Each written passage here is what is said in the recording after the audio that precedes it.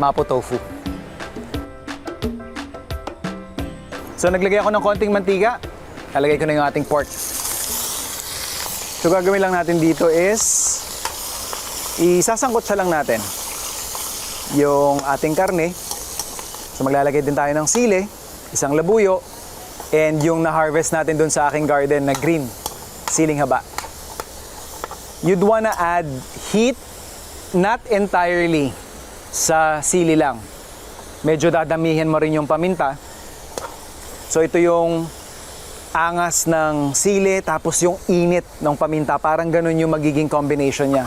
So perfect ito dun sa mga medyo maulan na panahon.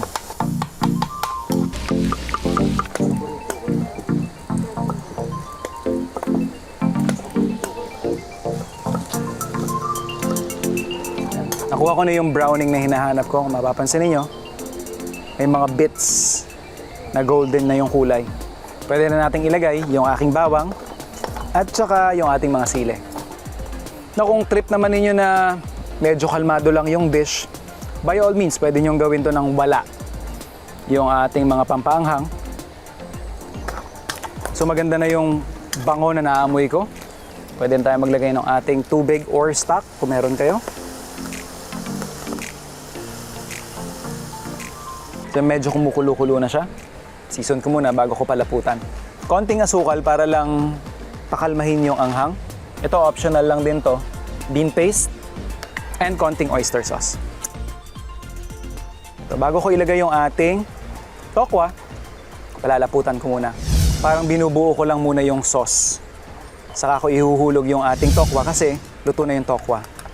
And pangalawa, ayaw natin siyang madurog. Kaya ihuhuli natin siya doon sa ating cooking process. So at this point, niluluto ko lang yung cornstarch natin dahil doon sa nilagay nating slurry. So habang naantay natin yon, kakat ko lang yung ating tofu into cubes.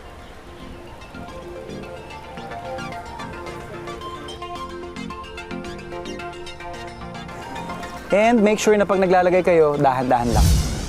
Again, medyo delicate yung ating tokwa.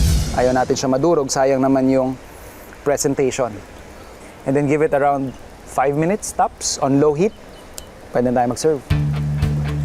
And ito, bago natin patayin yung apoy, ilalagay ko na yung ating paminta. And of course, we'll serve this with chopped spring onions.